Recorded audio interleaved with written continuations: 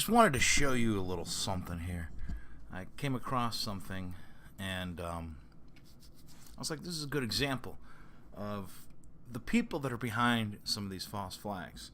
Because there's like a couple different crews out there in America doing different things. You know, you have kind of like the crew that runs a lot of these false flags, and they're a very communist crew, right? They're a very liberal crew. Not saying that everybody that's involved in them is communist or liberal or socialist. It's a mixture bag of a little bit of everything, but the crew that mainly runs these things goes along those lines. And it was interesting, as like, you know, we see somebody that's connected to these things, and, you know, how do they connect to the false flags? And I came across some information, just the details on Bill de Blasio, and I wanted to show people how you have the CIA insert their people as politicians, and Bill de Blasio is not a mayor. Despite what you think, he is not a mayor, he is CIA. Okay? He is CIA acting as a mayor. Okay? Okay, he's a CIA guy in a position of a mayor. Should this be allowed? No. CIA should have no connections to our government, you know, to politicians, to making policy, whether it's, you know, on a local level or on a federal level. Okay, it's not what they're there for. They're not there for policy. They're supposed to be there for foreign intelligence. But that's not always the case nowadays. So I want to use them as an example so you can see what kind of things to look for and what I look for and how, you know, I end up finding that they're connected to these things. All right. So let's take a quick look, and we're going to jump over. And, of course, we got here. Interesting enough, his real name is Warren Wilhelm Haidt. You know, he's not exactly what you thought he was. His father was a German, a Wilhelm, and not only that, what's interesting is what we'll do is a couple things. I'm going to show you some things. I always look for Columbia University and Yale, stuff like that. But Columbia is very important when it comes to communism. I call it Commie College. Okay? It is the most communist college there is. That's Columbia. They only teach communist things. So many false flags have connected to people from Columbia University, especially their School of Theology. Okay, interesting enough, their School of Theology plays a large role in false flags in America. Okay, but what we're going to see here is both his parents were, and his, you know, they were tied to the CIA and the Red Scare. But his paternal uncle, Donald George Wilhelm Jr., worked for the CIA in Iran and secretly wrote Muhammad Raza Parvaz, or whatever, I forgot how to say his last name all the time. Memoir, the King of Kings memoir. Okay? And you notice his mom worked in the Office of War Information, more CIA, before it was really CIA. His father, Yale University graduated, worked for Time magazine. And what do we tell you about Yale and Time magazine? CIA, okay? CIA family all the way, okay? They moved to Cambridge, went through some traumatic things there. And, of course, we know of the Cambridge MK Ultra program. All right. Now, what we got here, at the height of the Red Scare, both Maria and Warren, his parents, were accused of having sympathetic interest in communism. Let me tell you something. Everybody that was accused in the Red Scare was communist. Period. There's no ifs, ands, buts about it. It was legit. The people that were actually being accused were actually communists. Bad thing is these families weren't actually arrested, and that communism wasn't ended. It should have been taken further at that time. It's very sad that it wasn't. Then we wouldn't have these problems and false flags that we have today, because much of it stems from the families that were involved in this. Okay, same kind of history as Barack Obama. Okay, Cambridge, Massachusetts. Anyways, tied to these things, the Columbia University School of International Affairs is basically a CIA school, MK Ultra scholar, and that's how he ties to Dan Pfeiffer. Okay? Dan Pfeiffer, what they did is, especially after I exposed it, he was one of the founders of GoFundMe. He was the one responsible, this guy right here, responsible for setting up all those GoFundMe accounts before the false flags happened. He is 100% responsible, especially during the Obama years. He may not be so much involved anymore because he's been outed, but during the Obama years, he's 100% responsible for those GoFundMe accounts with all those false flag crisis actors. So that's that. He was also a senior advisor to the president at the time. His good friend David Plouffe was a founder of Uber and a Fabian, and that's how they connect to the Fabians. Also, the Fabian Socialist. And they both planned false flags together while working for Mr. Barack Hussein Obama. Okay? So that's how that connects, and through his fraternities and through that type of stuff. Okay? And I'm not joking. He worked for GoFundMe. He was GoFundMe White House. GoFundMe is more or less a CIA, if you really think about it, another CIA operation. I'm sure you already know this. But it's good to just review some of this stuff, okay? And you got to look for things like this: Columbia University School of International Affairs, stuff like that. Columbia University, again, I call it Commie College because you'll find the communists always go back to this. Now, all right, and he traveled to Nicaragua, and he was working with the Nicaragua Revolution. He was basically working for the CIA and spying on the Sandinistas, okay? And this was all a bizarre split CIA operation thing going on down in Nicaragua. I'm sure if you remember the Iran-Contra hearings and all that, he was a part of that crap. And these people, he was promoting the communist regime. He's a strong, hardened communist working for the CIA. So these are people you need to really, look at, and his ties to Brooklyn. Of course, we know all about Brooklyn and the Jewish ties, which he is tied to also. But it's very important to just skim through these. You can find out how quickly you can learn about this stuff and see how they all connect. But when you're talking about this crew, with Dan Pfeiffer and these other people, you're talking about a false flag crew. So he is very much still involved with the people that are involved in false flags and communism. And what else here? I'm sure there's some other crap. But what else we got here? Just all kinds of basic bullshit. Yeah, the double standards with the, promoting.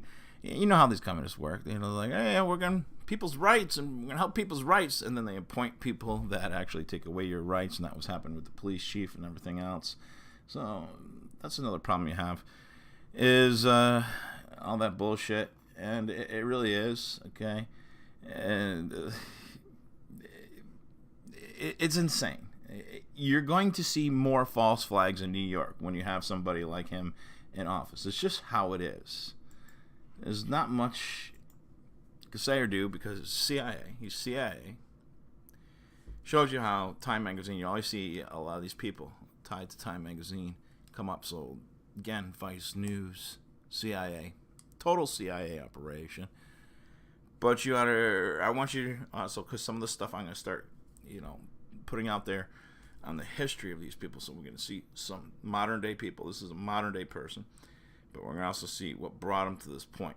Because, I'm going to take you in one area in a certain direction. But, as far as bring you to the point of the people that are behind the Sandy Hook and another particular false flag. And whether I get to their exact names or not, I still haven't decided, how much I want to piss these people off. But they really piss me off. I can bring people right up so they can look up the stuff themselves very easily. We'll see. But these people are very much involved in the bullcrap. And you need to understand it's generational. It's rare that somebody joins the CIA that didn't have a relative in the CIA. Okay. It's just like police officers. Wonder why you hear about a police officer and oh wait, his father was a police officer, his grandfather was a police officer, his grandfather was a police officer. Generational, that type of thing that happens to the CIA, the FBI, and that also. And it's also, of course, all these people are tied to the Masons and different groups. The communists have their own Masonic organizations within itself. You got to remember, the communists took on the cell system. Okay, the cell system, which is the same type of system that the terrorists operate. When we're talking about the cell system, we're talking about the terrorist cell system. So when you really look at the communists, it's the same system they operate as the Masonic system, the Masonic cell system. Okay, so complete control by the Masons, the communists. Okay, you're starting to see how these two factions that really don't say anything about the truth of what they're doing, because they have the same grand agenda, but you have basically two different sides of the same people. All right. Because the Jesuits are another formation of the Masons, whether you want to hear it or not. It's the truth. The Jewish religion itself and the Jewish people are basically another foundation, the mystical side of the Masons. So you can't really separate Judaism and Freemasonry at all. But keep an eye out on these people.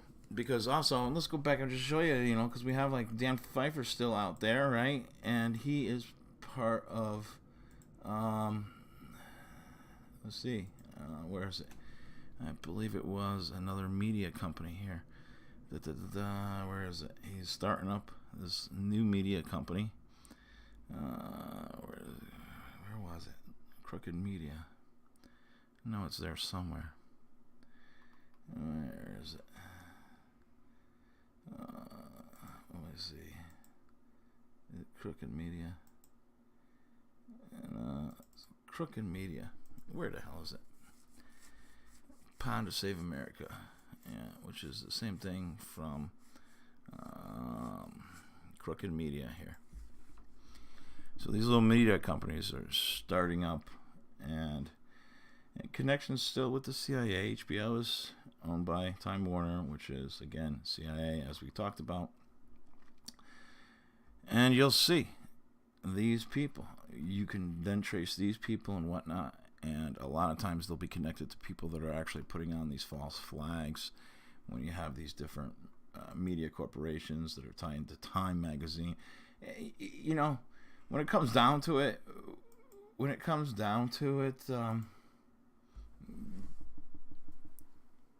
just think of Time Warner, Warner Brothers, HBO, as a contributing partner into the production of false flags. Okay? They have crisis actors on their payroll. They have actors on their payroll. Production value, production crews, they can get, staging equipment out to false flags, all that stuff, whether they need fake blood or scenery or whatever it may be. So they're a big portion of this stuff too.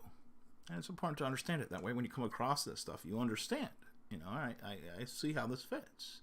I see these connections with the CIA, because I understand that Time, Warner, and whatever else is there. That way, if you come across maybe a crisis actor that did something for a subsidiary of Time Warner or Warner Brothers, you can say, oh, okay, I'm starting to see how these people are contracted. Okay? If we really got through some of these contracts that Warner Brothers has and the CIA have, they'd all be busted because they're connected to this shit. These people are under contract. That's how they do everything with these people. They're under contract. So, it's very unfortunate that our FBI doesn't investigate this, doesn't file warrants to these corporations and to these different subsidiaries or subcontractors of the CIA or Time Warner or Warner Brothers, and say, hey, we're coming to your office. We suspect you for being involved with a false flag operation on American soil. Therefore, we're serving you this warrant. Now we're taking that information and these contracts that you have here, and we're going to give them to, a prosecutor, the attorney general, and you're going to be prosecuted. In theory, that's what should happen. It's so basic is that anybody, me, without no fancy Yale degree, and anybody else out there can see this. And we have FBI agents that won't do shit. Sad. It's pathetic. Warrants can be served right now on so many things to put these people in jail. And they got Q freaking out there telling people that they're going to go to jail. They're going to jail. Oh, they're all getting shipped to Guantanamo on a giant boat. Oh, there's planes going to Guantanamo. 1 week it's plane, 1 week it's boats. Next thing you know, it's going to be, they're swimming there. They're always telling you the story. In reality, no, nobody's going, and they're not doing their jobs at all. They're not doing their jobs, period. There's no secret hidden stuff. It's all out there. Damn fight for David Plouffe, Blasio. I'm not going to name other CIA operators because I'm not even sure if it's legal to name them right yet. But I probably will, even if I get pissed off enough, name them. But there's other operators out there that need to just go to jail. Just go to jail. The evidence is there, clear as day. If I can figure out who these people are, you're telling me that the people in the FBI are too dumb to figure out who these people are? They're too dumb. Is that what they're saying? They're not too dumb. They have good college degrees. They know how to figure this out. They failed us. They have failed America. They have failed we the people. And it sucks that they have. But they did. How do we fix it? I don't know. We need some help. We need some people in the federal government to actually give a shit about their country. We need some people in the federal government that say, no, I'm not going to go along with these lies. I'm not going to go along with the destruction of America.